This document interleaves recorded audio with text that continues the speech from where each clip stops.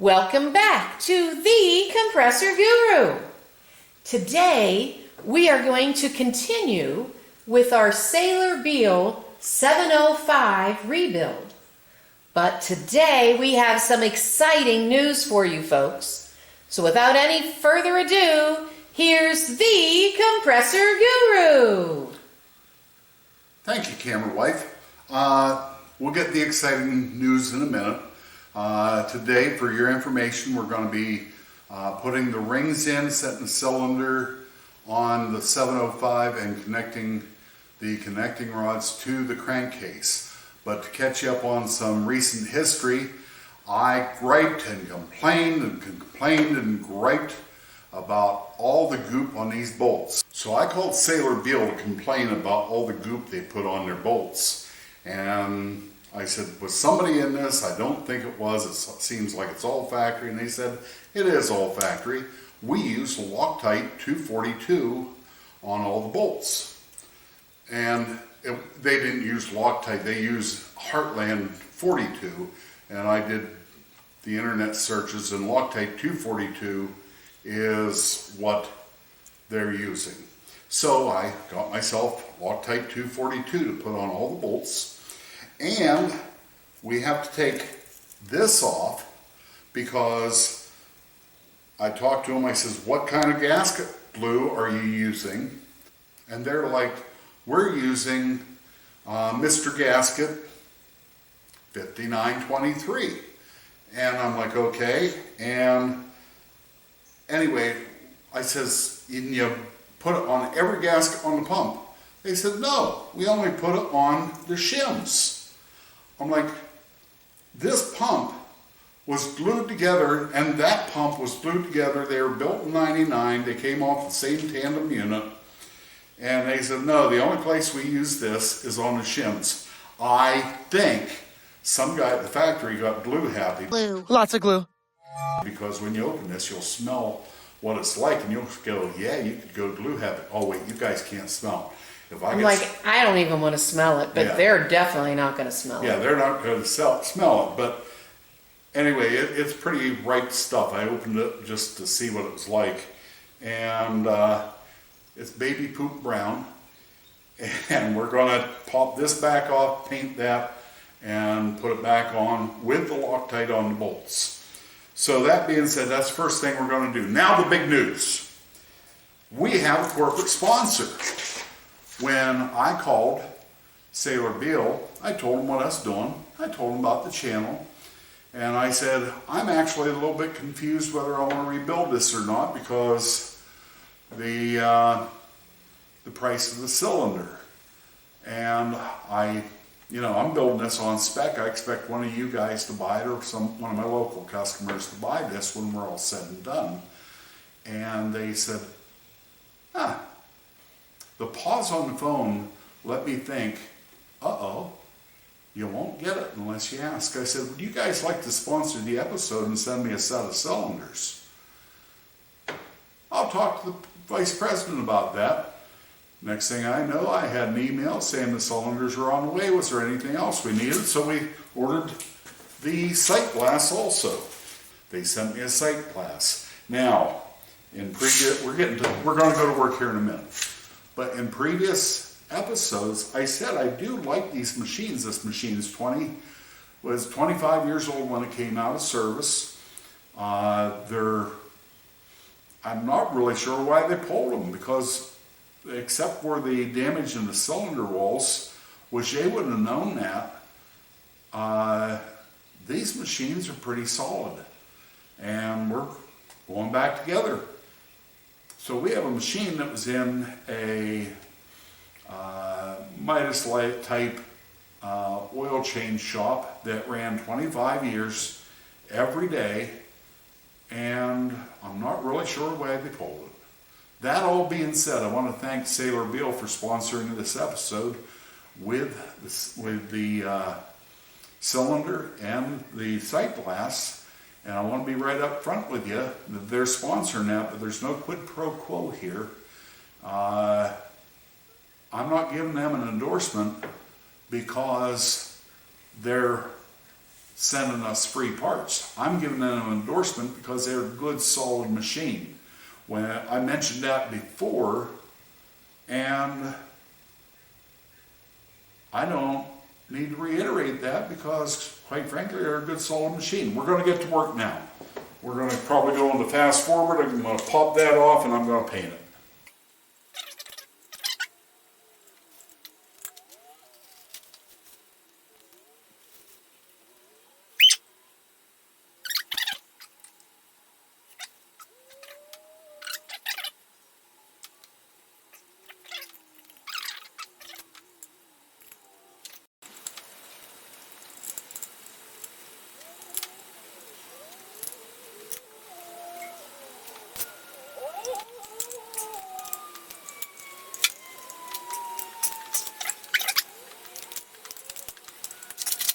So that's the only place you're supposed to use Mr. Gasket, is on the shims. That I didn't do all the shims because they're still glued together. We only tore one apart. We put a fresh one in, and when we put the fresh one in, we painted both sides of it, put it back on, and we put it back on with our 242 Loctite. So as far as I'm concerned, this is done. Now what do? Every time we do an operation, we give it a spin and make sure we didn't change the tension on the crankshaft. That's still fine. Now it's time to put some connecting rods in. I've thoroughly washed these, inspected the bearings. The bearings are fine, the wrist pins are fine, and after I washed them, I let them soak in this oil for at least a half an hour, and then I pulled them out and laid them out and thought I'd show you. And that's the same oil that will go in the crankcase. It's AMSOIL. It's AMSOIL PCI. It's 20 weight. Now, after I had both the snap rings out of the end of the pistons here, and to make it easy to go back together instead of fighting both sides in to get the snap ring in when the piston pin's in, I already put one piston snap ring in each side, and all we have to do is push it in and get it drift.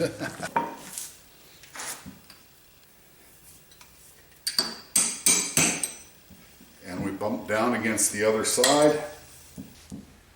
Take my new cheapo snap ring pliers that I bought to replace those, what I thought was a great idea from Titan Tools, and they just weren't what we hoped they would be. That started, there it's in the thing. That piston's ready for rings. Repeat the process here. That's good glue.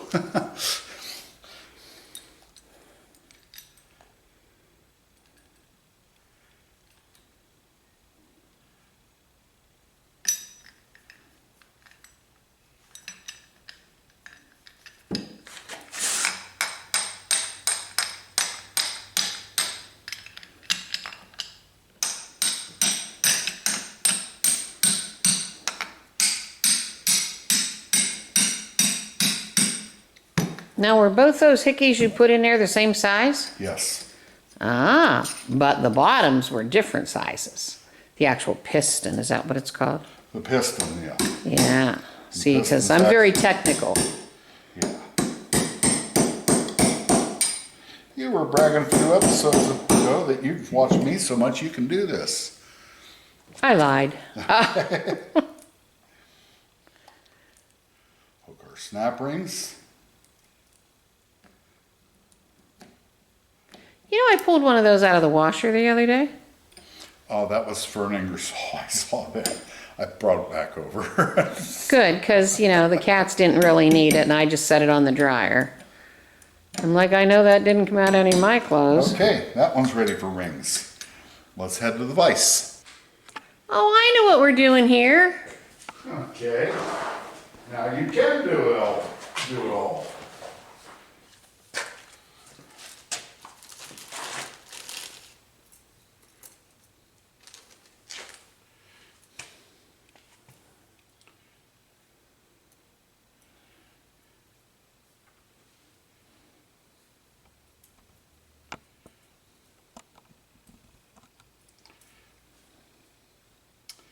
So we have a ring expander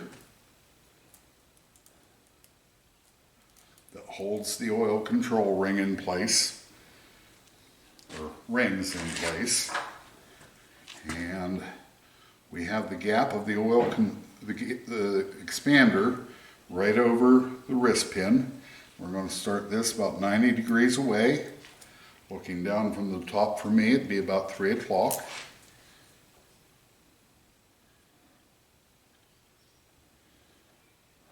Make sure we didn't double up.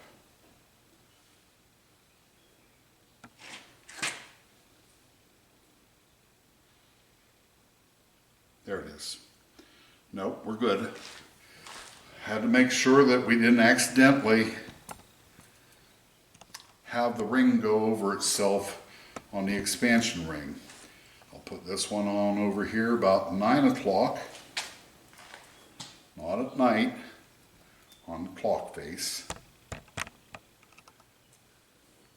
Sorry about the adjustment in camera, folks. I wanted you to see where that hole was on the side. Sometimes he points it toward me, but not today. And I screwed this one up. We're coming apart.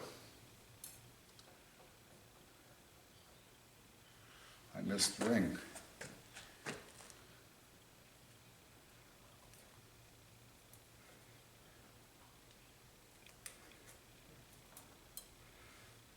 Okay, we're going to take that apart and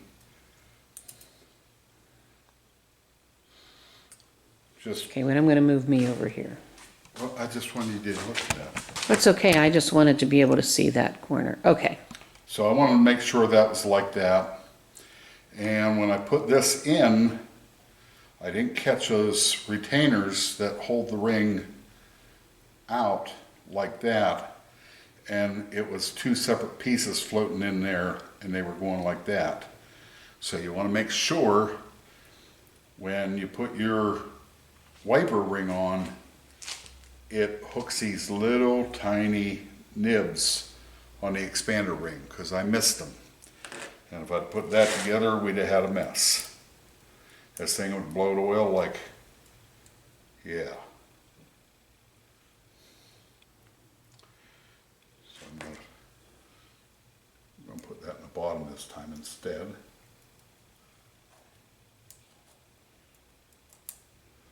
Oh, put it underneath the other thing.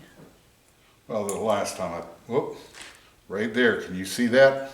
I let that double up. No, I can't see it. Okay, well, I just pushed it back and it's in place. And that's working better. You see how it all moves at once? Last time it wasn't moving all together, I could tell.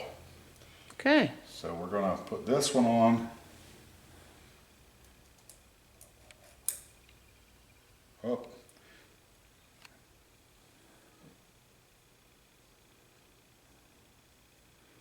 There's supposed to be one under that and one on top.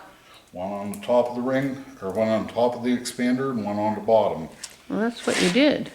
Yeah, I know, but I did the same thing there and missed hooking it on those little nibs. This is a little on the delicate side, folks. We want to make sure we catch those nibs.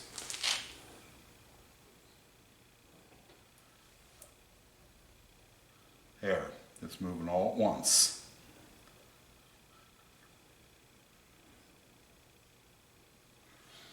That one's right. Now, our 2 compression rings. This is our 3rd ring. It's got a beveled bottom.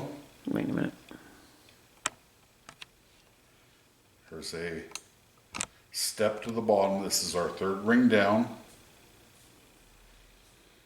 And the pip goes on top, which we've covered that numerous times.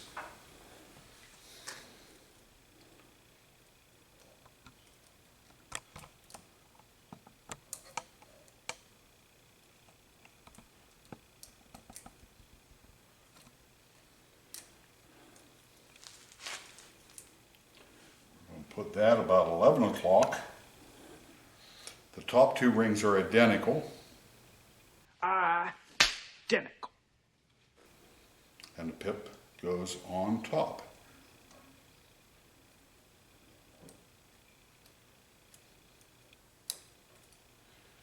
And we're going to put that about 3 o'clock, maybe 3:10.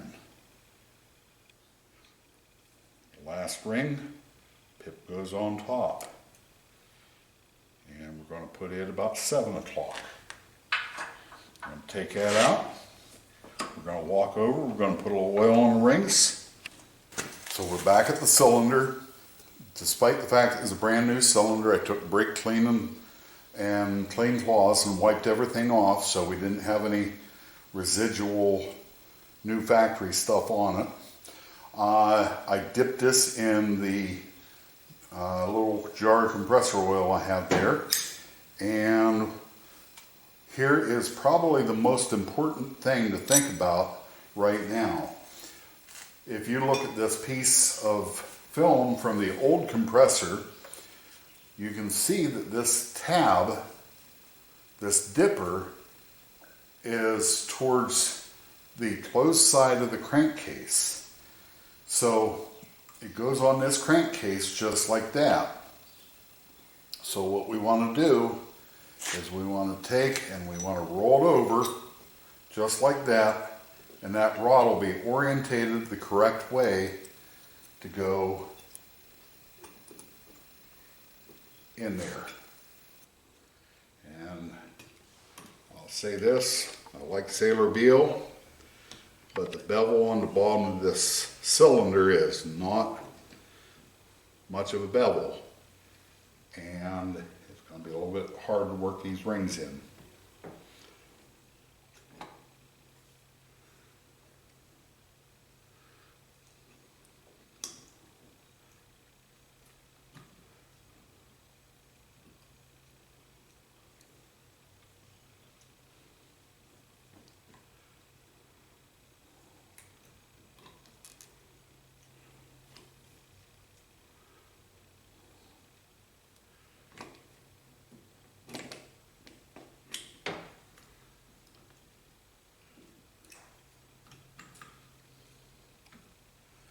Compliment Saylor-Beall on giving us room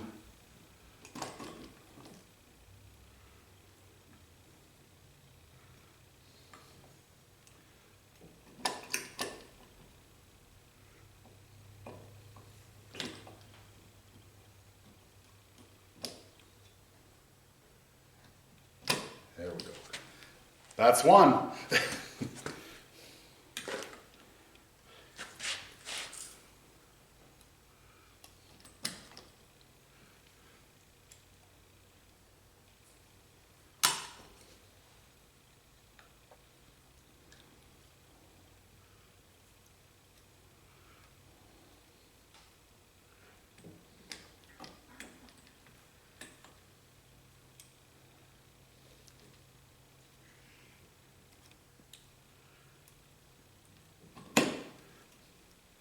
Two.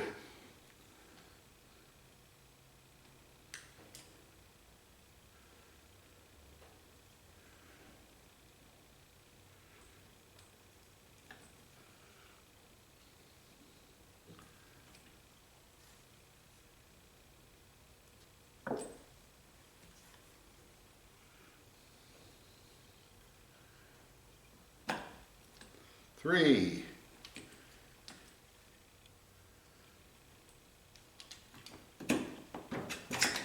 There we go. Folks, this would have been a good candidate to put the rings in it overnight. We did that in another episode where we were putting rings in a 234 because the rings are so small and they're hard to start, just like this one was, because they're such small rings. And we broke a ring. We ordered new rings, and we put them in the cylinder without the piston and let them set overnight. When we came back, we put them back on the piston. They went in very easy. This would have been a good candidate to do that with. Back to the vise. So I washed my hands between scenes, and it made me realize I think I know what that Mr. Gasket smells like, and you guys should be able to relate.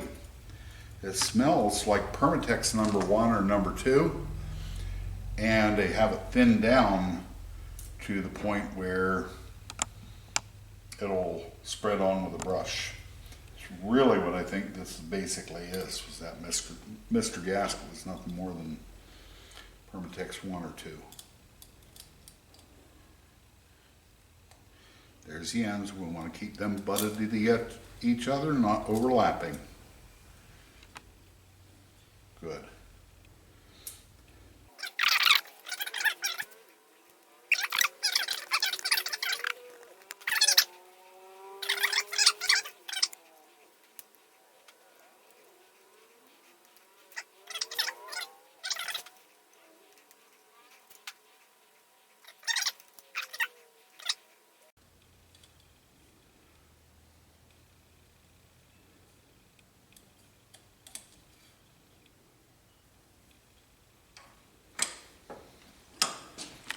The same thing here. It's going to go down like that. This goes towards this side of the compressor, and it goes in this cylinder.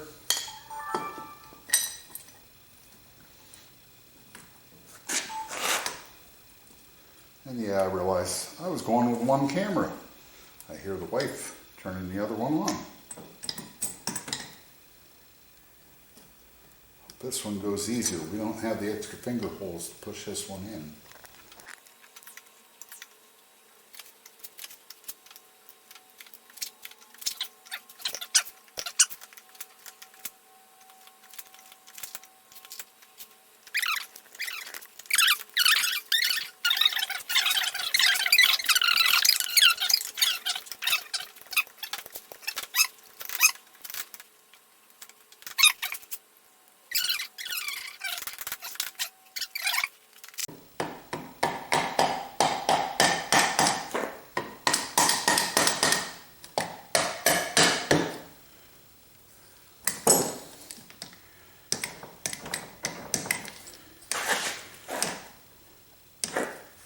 You're in. I'm not in yet. We're real close.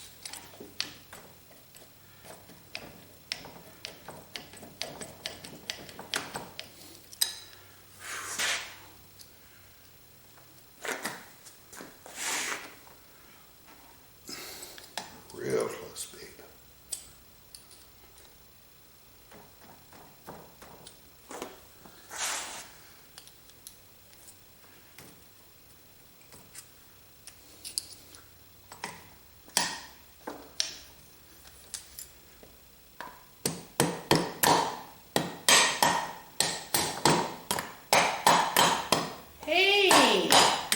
There we go. Okay. That's a snug fit, but it's a fit. Wipe our excess oil off, because we're going to put a gasket on there. I was going to say, is that all the further that one goes in? No, they'll go further in, but we've got to hook them to the crankcase now. So... Well, that's kind of what I meant. Does that one still stick out that far before you put it in the... Yeah, we've got to put it in. We've got to work it in, babe. Okay. Trust me. Stay tuned. There's more to come. So, my truck's at the repair shop, which means my sockets, my Allen drive sockets are at the repair shop, so I can't torque this tonight. But we will torque it, and we will share with you the torque specs in the final episode of this series. Time to put the inserts in. Now these inserts, there's 2 in a box, and they go to 1 rod. We're going to put the low pressure on first, and then I'll show you a little trick how I Can I see what the little insert looks like right there? Oh. Got a nice chromium Okay. mirror finish on the inside and just a All right. matte finish on the back side. All these parts we have available in OEM and aftermarket. And despite the fact Saylor-Beall sponsoring this episode. We do sell aftermarket. I'm sorry to my sponsor, but like I said, there was no quid pro quo. We recognize the quality and the value of their machine, but I'm not sure if I have undersized inserts available through the aftermarket, but I'm certain they're available through Saylor-Beall. Saylor-Beall, thank you. Put the insert in. I'm going to let that bolt come out before I drop it and gripe about it. That insert's in. Put the insert in the top half. And see this little tab? There's a matching place in the rod and the cap for those tabs. Those tabs actually go towards each other. So there, that one's in. And when this goes up, the tab's on the same side. And you can even see the stain where the tab was from the top before. Now, this is a good example for that camera right there, showing how the dipper is on the back side, and I'm calling it the back side because this is the open side, and that's the way this goes together. Here's the trick. Pay attention, folks. Here's the trick. You do not want to swap this and this because they're machined to be with the rod. This cap is machined to be with this rod. So this rod, I'm setting the cap right there. When I take this one down and have everything ready, this cap I'll set right here.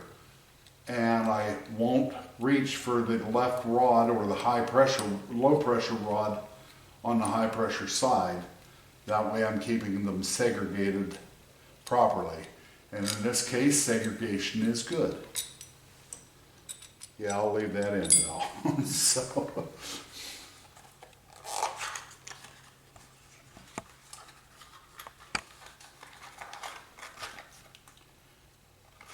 Now, do these ones look the same as the other ones? these are the same part number. These are identical. Identical. And that goes there like that. And this one will go in this one like that. Line it back up. And we're going to hook up the high pressure side first because the crankshaft's just in that position. We're going to let it down. We're going to get it evened up. The gasket is in there. Guys, I'd like to say I've only ever done it once, but I've done it more than once. When you're putting them together like this, make sure you put your gasket in before you start together. Because no matter what you do, if you forget that gasket, you're coming back apart to this point to put the gasket in. And there's no need to glue this gasket in. No, they said the only place we glue is here, despite the fact these are all glued up. I think they had an employee that went glue happy. Glue. Lots of glue. Because that stuff smells like it will make you happy. That's your head. Yes.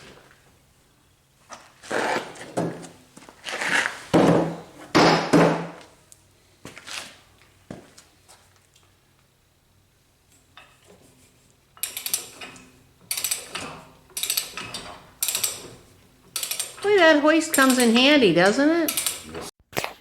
Guys, I'm a big Star Trek fan, but You're not exactly catching us at our best. we've had total camera failure on both units. We are going to get the cameras working. We will continue this episode in 2 weeks. We're literally going to have to pull the machine back apart, and we're going to work on better camera angles to show you the inside, putting the connecting rods together, and quite frankly how difficult it is because my big hands, there's not enough room to work. But like and subscribe, stay tuned. we'll be back with the next episode. And thank you to Saylor-Beall for sponsoring this episode and the next episode, because they're going to slide right into it because of camera failure. We do appreciate them. They make a good quality machine. The value is decent, and you know how I rate value. It's price times quality equals value, and they have a good value. Guys, we love you. Like and subscribe. We'll reshoot this part and be up in 2 weeks, and we'll be putting the head and valves on in that episode. Thank you. God bless. Bye.